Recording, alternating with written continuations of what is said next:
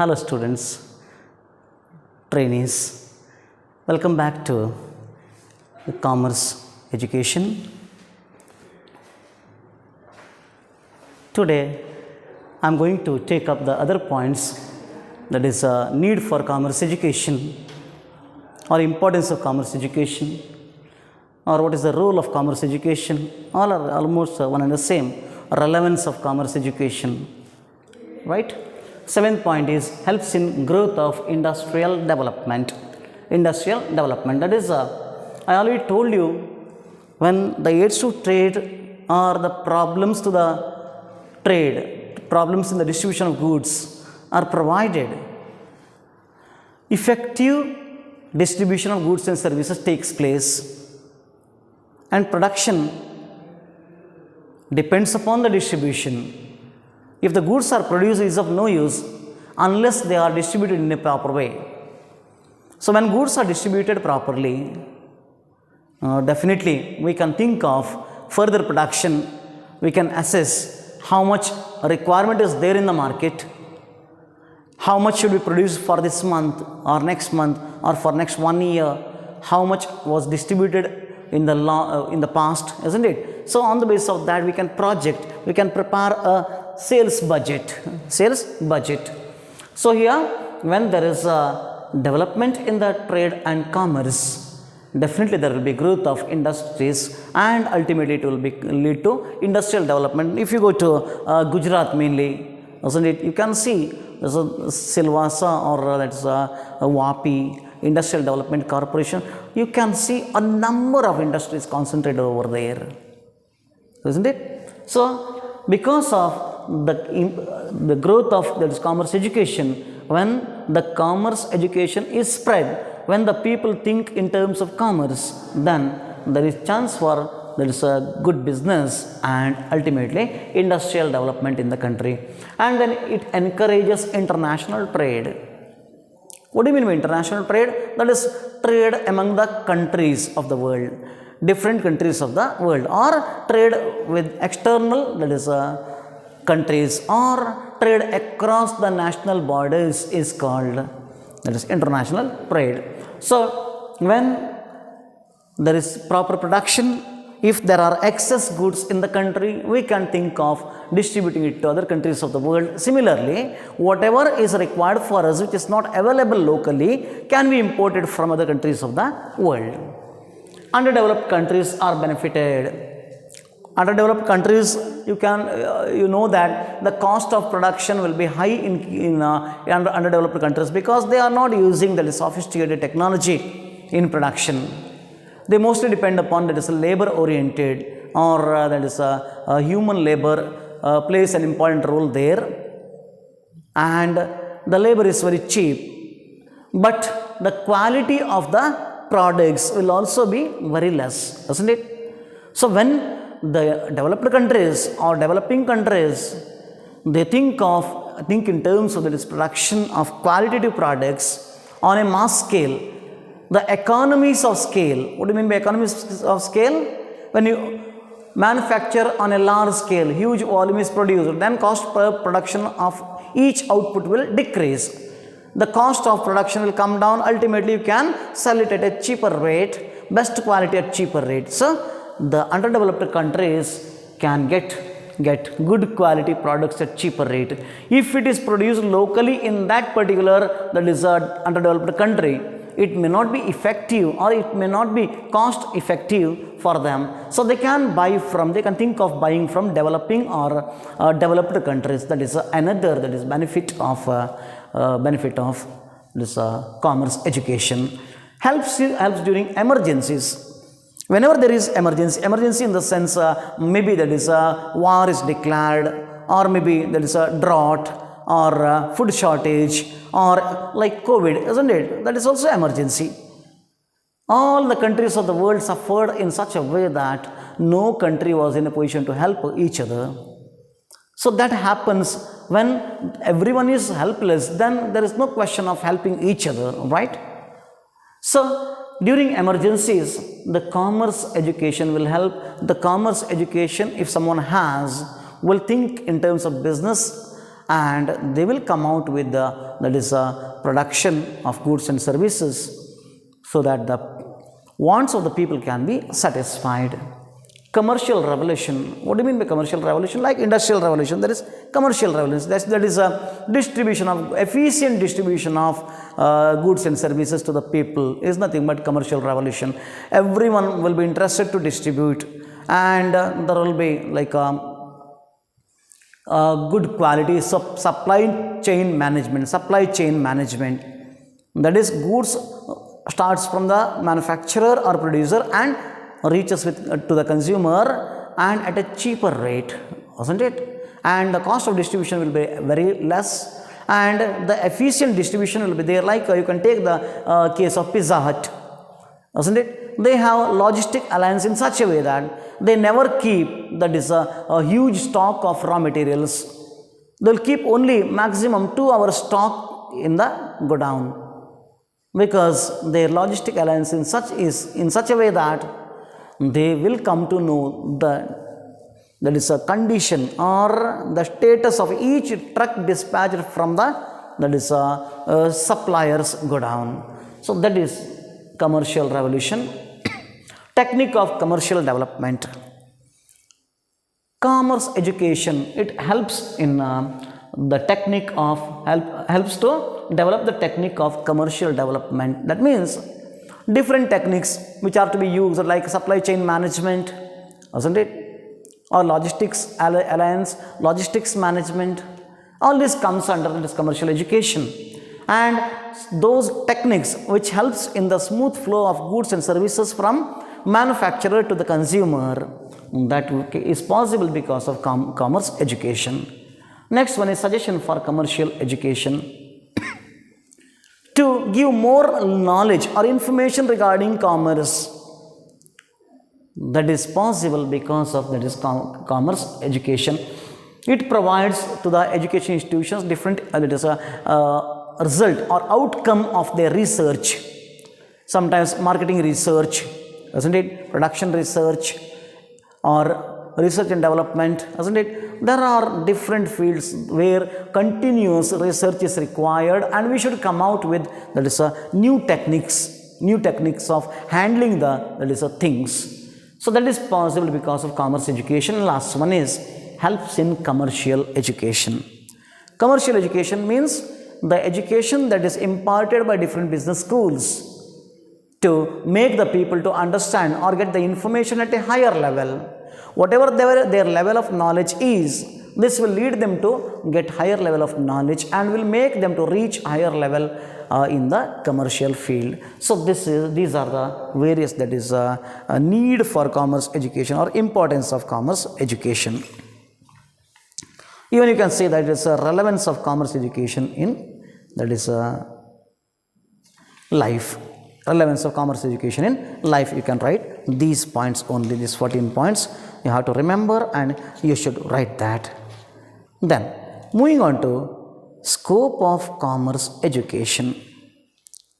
Well, before that there is the nature of commerce education. Nature of commerce education already I have dealt with in the previous class. That is economic activities, exchange of goods and services, isn't it? Then earning of profit, it's earning motive or profit motive. Then creation of utility, that is different types of utilities like time, place, isn't it? Time, place, that is the solution for the problem of time is storage, isn't it, or warehouses. Then place it is transportation, you know it very well. While when there is a problem of place, then you can transport the goods from one place to another place, so that you will supply the goods from where there is no demand to where there is more demand. That is another point to be noted. Here we will create place utility, here we will create time utility, and then possession utilities. That is by exchanging the goods and services we will create time, place and possession utilities. So these are different, and one more is that regularity of transactions. Features of business actually it is deals in goods or services, then profit motive, there is an element of risk in the business, and time utility, the creation of time, place and possession utilities, and regularity of transactions. It's very, very important. That is goods and services must be dealt with by the business person every day. If I sell one good today and if I keep quiet, that is not a business at all. To call any activity as business, it must be done on regular basis. That is, there must be recurring in nature. It should be recurring in nature. Recurring means repetitive in nature. Every day the person must do the same thing. Like we people, we will come and deliver lecture every day. We are called lecturers. In the same way, if I do give lecture on one day and if I keep quiet, if I do some other activity, people may not call me as a lecturer, right? Yes. So you have to make sure that these are the various, that is features of business you can quote under nature of commerce education. Scope of commerce education. Scope means the area of study. What is scope? Scope is area of study. That is where commerce education is applicable. Where we can use commerce education, where it is applicable, which are the fields that can be selected for, that is giving commerce education. I told you the meaning of commerce education at the beginning itself, that is, it need not be done in the classrooms or institutions. Any information that you give which is helpful to get information regarding commerce, isn't it, or business, is nothing but, and will reach your knowledge level to a higher level than what you are now, isn't it? That is called commerce education. It need not be received inside the four walls, isn't it? Yes. Now, scope means area of study where the commerce education is applicable. Where the commerce education is applicable. I will give you some hints here. That is a theoretical. We can say that elements of correspondence, elements of accountancy, then elements of law, elements of economics, all these are coming under, that is practical fields where commerce education is applicable, or these are the various disciplines or subjects which will help a commerce student to increase the knowledge or gain theoretical knowledge. So make sure that elements of education, elements of correspondence, elements of accountancy, elements of law, and elements of economics. These are the four disciplines which will give, that is information regarding commerce education theoretically. If we move on to the practical side, we have bookkeeping. Bookkeeping is as good as accountancy only, isn't it? Then typewriting, so already lost its importance. Typewriting earlier, typewriters, now computer typing, isn't it? That is even in your cell phones you have the facility of simply telling something and it gets automatically typed. You just do the edit work and send the message, isn't it? That is also there nowadays. Digital technology. Thanks to digital technology, because of its there is a fast development and making the human life beneficial, right? It helps the human life. It makes the human life very easier. Yes. So bookkeeping is there, typewriting, then manager, like a chartered accountant, income tax practitioners, CS only. They only do the income tax practice, isn't it? Then advanced professionals, shorthand is there. Nowadays lost its importance. In olden days, in meetings, there's a stenographer used to sit in a corner. They used to write everything, jot down through the stenography. That is a shorthand we call, isn't it? Nowadays lost its importance because now visual aids are there, like your video recording is there, isn't it? So no need of sitting and writing something. Instead of, there will be record, visual record will be there. Then business education is there. Auditors, isn't it? All these are coming under, that is a practical part, who practice that commerce education. And as an academic, that is a subject, so discipline, we have business studies, bookkeeping and accountancy, commercial English, that is a commercial correspondence, isn't it? Commercial English. Commercial mathematics is there, business mathematics we call it as, it is there. Then we have shorthand. Then applied economics, like business economics is there, business economics, isn't it? Or managerial economics is also there, which is almost same.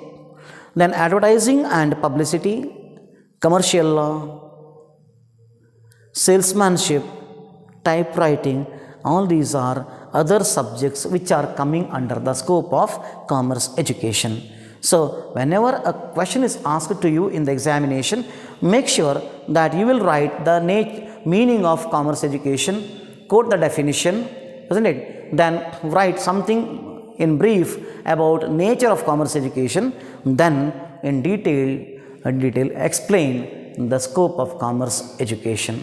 That is, you have to bifurcate the practitioners, then theoretical, practical, you have to bifurcate and you have to explain in the examination. Write all these subjects which are coming under, that is theoretical and practical parts. So that is about, that is a scope of commerce education. Then importance of commerce education, I already told you in my previous class, just write those points. Let us take up a small part is there, commerce education in India. Even if it is not asked to you, if an essay question is asked on scope or something like that, then better you just write in a small para, commerce education in India. Commerce education in India, it has deep root especially it has developed during your industrial revolution, isn't it? And well before that it was in existence. Barter system was there, that is the exchange of goods for goods. Slowly money was introduced, money economy. Like it was started from hunting and fishing stage, where people used to exchange the products. Then pastoral stage, that is animal husbandry was there. Then agricultural stage, handicraft stage, isn't it? Then barter system has came into existence.